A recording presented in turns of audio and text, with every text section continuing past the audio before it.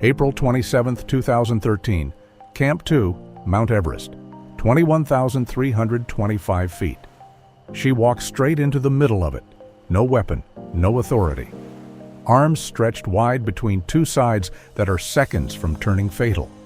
Around her, nearly 100 men are screaming in the freezing air, rocks in some of their hands, blood already on someone's face.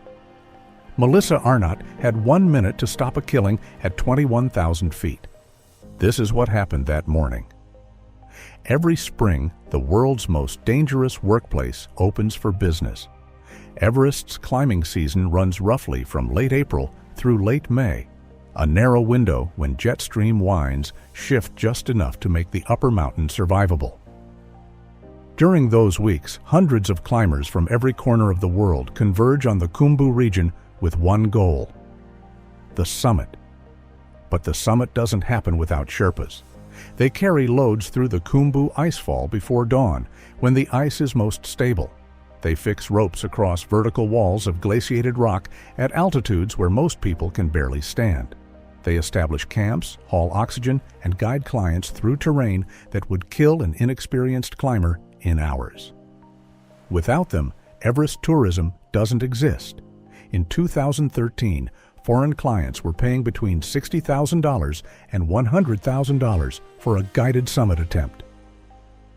Sherpa wages for the same season averaged between $2,000 and $5,000. They carried the danger. Someone else took home the money. That imbalance had been building for years. By the spring of 2013, it was sitting just below the surface of every interaction on the mountain. It needed one spark. Ueli Steck was 36 years old and considered by many the fastest alpinist alive. He had soloed the north face of the Eiger in 2 hours and 47 minutes, a route that takes most elite teams 2 full days. He had completed speed ascents across the Alps that other serious climbers studied like case files. In 2013, he arrived on Everest not for a standard summit attempt, but for something more ambitious: an unsupported traverse of Everest and Lhasa without supplemental oxygen. Climbing with him were Simone Moro, one of the most experienced Himalayan alpinists in the world, and British photographer Jonathan Griffith. None of them were there for tourism. On the morning of April 27th, a team of Sherpas was working high on the Lhotse face, fixing ropes in preparation for the season's summit pushes. The work required full concentration. One mistake at that altitude on near vertical ice ends in a fall nobody survives. The Sherpas had asked climbers to stay off the face while the work was underway. Steck, Moro, and Griffith went up anyway. Their position was that they were using a separate line and posed no danger to the Sherpas working above. The Sherpas' position was different. Then ice started falling from above. The argument began on the wall and accelerated fast. Voices carried down through the thin air. The 3 Europeans kept climbing.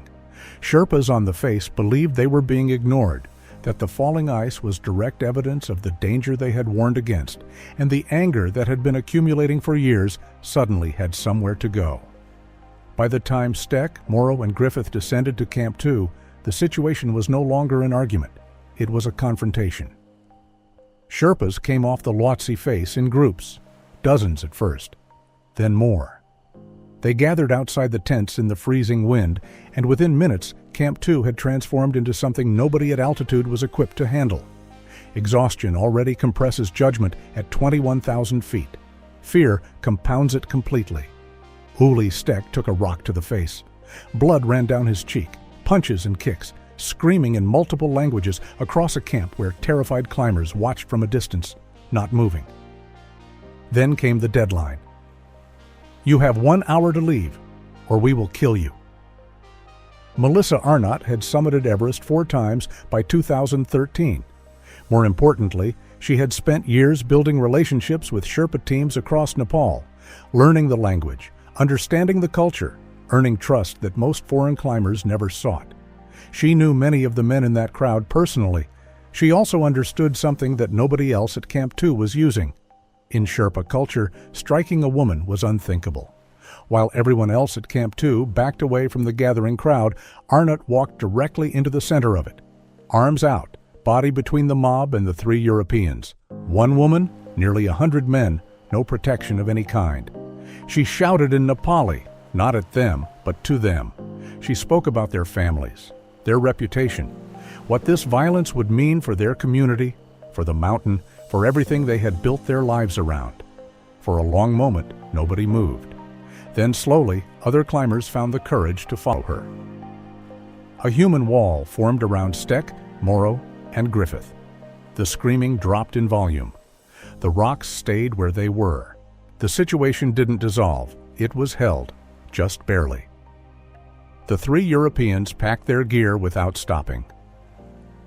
At 21,000 feet, even routine movement is exhausting. They moved fast anyway, down from Camp 2 to base camp without rest. Then further down the valley, away from the mountain, not confident the confrontation was finished.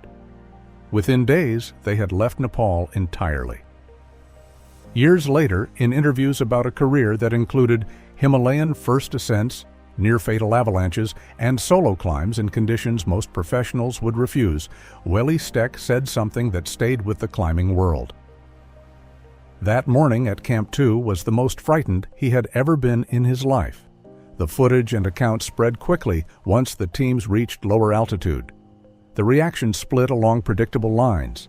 Some in the climbing community condemned the violence without qualification. Others argued the real story was the one underneath, that the Sherpas' anger had been legitimate for years and the incident at Camp 2 was simply where it finally became visible.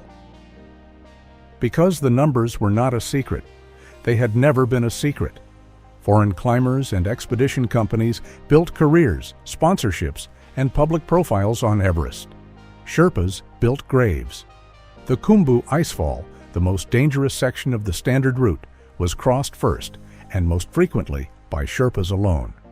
Their mortality rate on the mountain was 14 times higher than that of the foreign climbers they guided. After 2013, some expedition companies raised wages. Insurance policies improved. Relief funds were established for families of Sherpas killed on the mountain. The structural gap remained. It remains today. Melissa Arnot returned to Everest the following seasons. In 2016, she became the first American woman to reach the summit without supplemental oxygen, one of the most physically demanding achievements in the history of the sport. Most people in the climbing world remember her for something else entirely. For one morning at 21,000 feet, when she was the only person on the mountain willing to stand between 2 sides of a conflict decades in the making. Not because she had authority, not because she had a weapon, because she had spent years earning the trust that made it possible. That is what stopped it.